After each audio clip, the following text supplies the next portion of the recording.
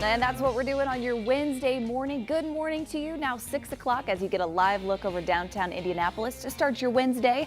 Thanks for waking up with us here on 13 Sunrise. You see those clouds in the horizon there. We've been saying it all morning. Depending on where you live and where you're waking up this morning will kind of determine your weather. Yeah, it really will. So maybe some of you will see sunshine. Some might see a little bit of rain. Just kind of depends on, as Sam says, where you are. But we'll be chilly for most of us, no matter what, right? Yes, everyone's got the chill air with the wind too, a little bit breezy, wind chills in the 30s and 40s. That's one thing I noticed, yeah, the flags flying downtown this morning. Yeah, they are fully, straight out. They're not doing the little wispy thing. No, they're fully straight out there. But I want to go ahead and let you know there are two different Hoosiers waking up this morning. Some of you can see some stars out there this morning because it's clear enough. Wow. And others, the only stars you're kind of. Here's the story, right? Half the state. Yes, the rain's here.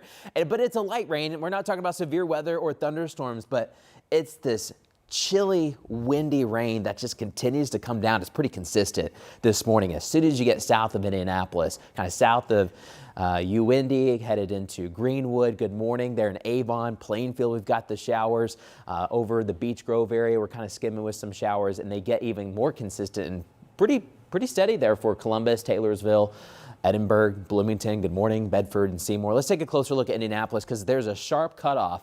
You're going to notice if you're driving downtown this morning in Indianapolis, most streets are dry, but as soon as you get south of Lucas Oil, we've got a couple little spots, damp spots, and then they get a little bit more consistent there towards Greenwood. But our northern suburbs, Fishers, Carmel, Zionsville, Noblesville, Brownsburg, we're not getting anything right now. We're close, but we're not. You may pick up some rain if you're headed south on that commute today.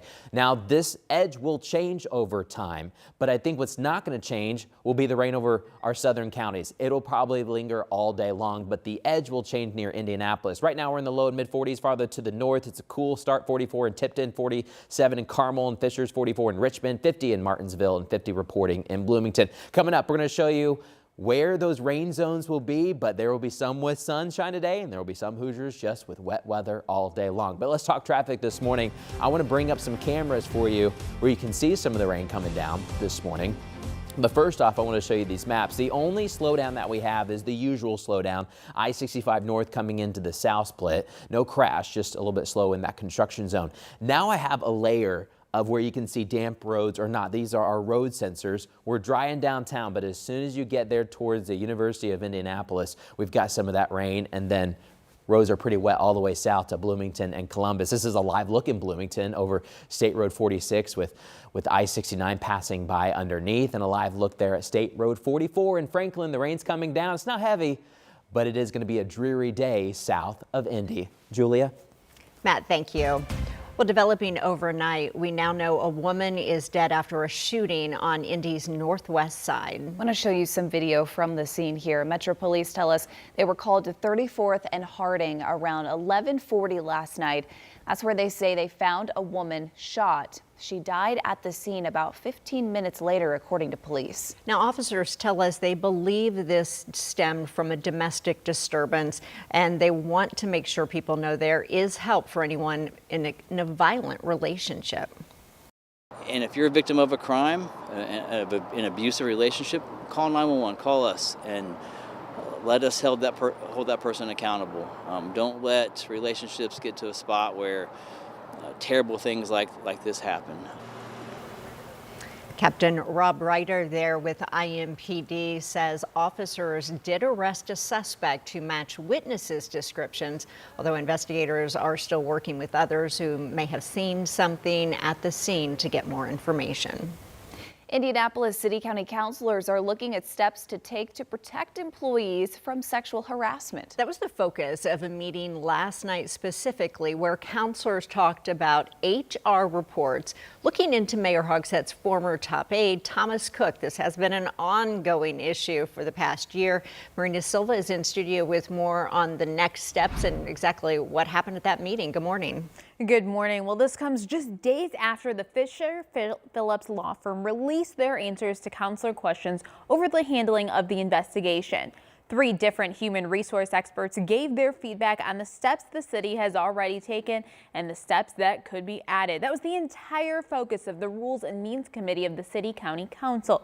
Now, city leaders are tasked with weighing some of the changes, including the temporary appointment of an inspector general to investigate serious allegations involving elected or appointed officials, audits on HR investigations and annual public reporting, and more training for employees and a portal to remain anonymous.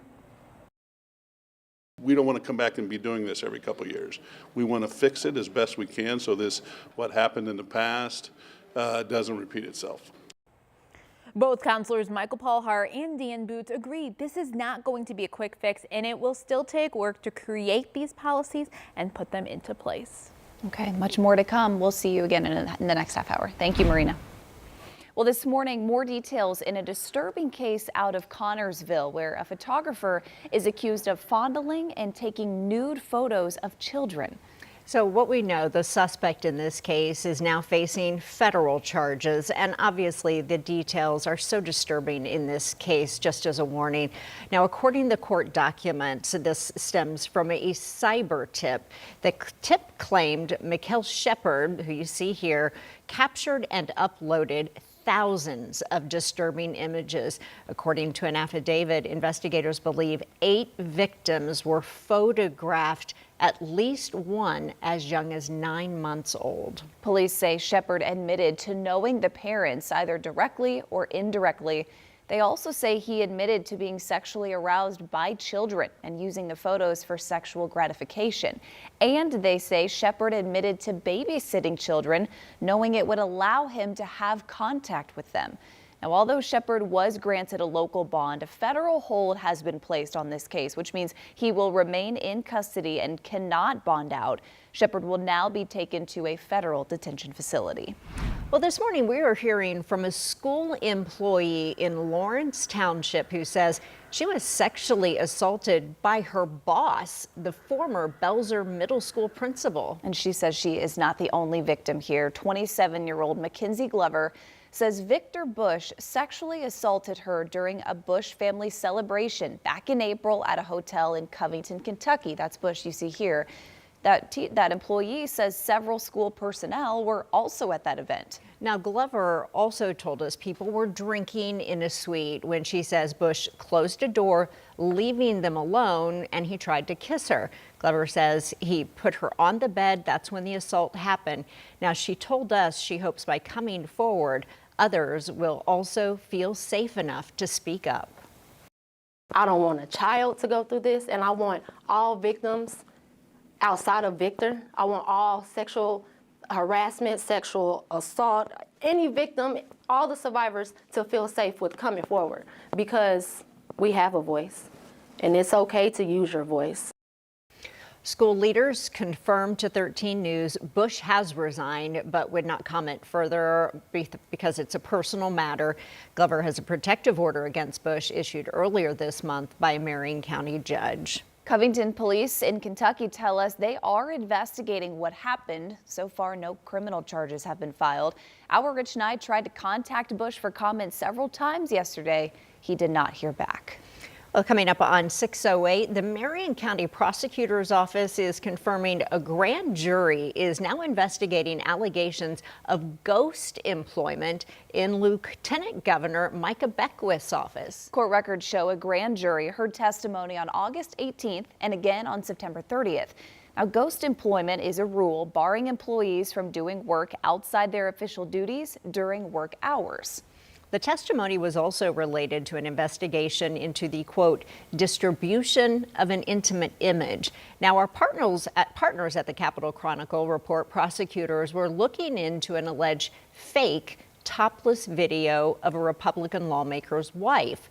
Reports at the time indicated 2 members of Beckwith's staff saw the video in the office back in April. Beckwith denies the claims. He says his office has done everything legally.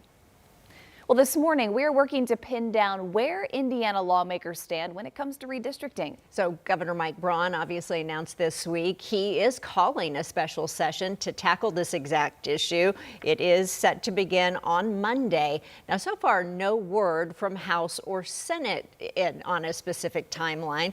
But last we did hear a spokesperson for Senate Republicans indicated they don't have the votes yet to pass this new map. We are hearing from one member of the GOP who who for now is a no. State Senator Spencer Deary posted a video on his official Facebook page calling this a dangerous path.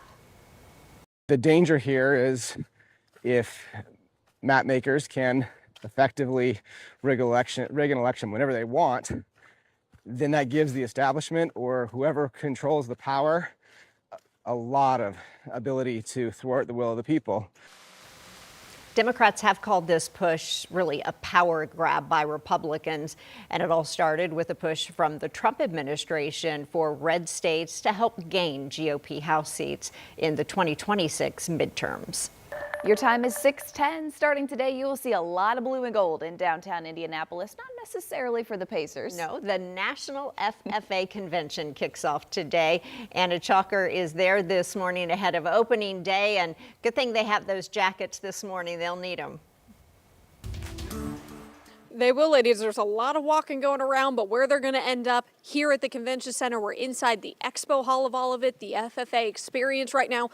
Fun facts about this, 98th year of the National FFA Convention. Just crazy to think of the legacy of this. Also, we've announced that there's another 15 years here in Indianapolis. 2040 is when this is going to be staying here forever. But I want to show you there's so much going on here this morning. We've been talking with a lot of our students, our delegates, and they really get to showcase everything here inside the convention center. We've got a couple with us this morning. Faith is from Alaska. Now that kind of sounds a little crazy coming from Alaska to Indiana, but I mean, what are you looking forward to this week to showcasing just all the different kinds of students that will be here for this convention this week? Well, I'm looking forward to a lot of things. Most of it, definitely just seeing all the people from all over the nation coming together, being able to meet, all of our sessions that we're doing, everybody coming together. It's going to be super, super cool. I'm super excited. And Max, he's from Wisconsin. We'll walk over to you this morning. I mean, you've come back year after year. I mean, what brings you back and what makes you so excited that this convention just continues to grow every year? Like you said, the legacy of the Blue Jacket. This has been going on forever, and it's just super cool to see 70,000 Blue Jackets in downtown Indy. And the city of Indianapolis is so welcoming, and seeing all the states, everyone come together, it's truly a once-in-a-lifetime opportunity. It really is. And what are you looking forward to the most this year as we're kind of getting ready for it? But we'll get to you guys back here in a minute. We've got a short little time this morning, but a lot going on here at the FFA convention this morning. We'll have more coming up at 6:30 and showing you more of the students that'll be a part of this big weekend here in downtown. Okay, looking forward to it, and welcome to everyone in town. Thank you, Anna. Well, as the government shutdown stretches into a fifth week, which is hard to believe, some states are suing the federal government now. We'll tell you the action they want from the courts. And Hurricane Melissa leaving behind serious damage in now 2 island nations. The latest on the storm's track still ahead.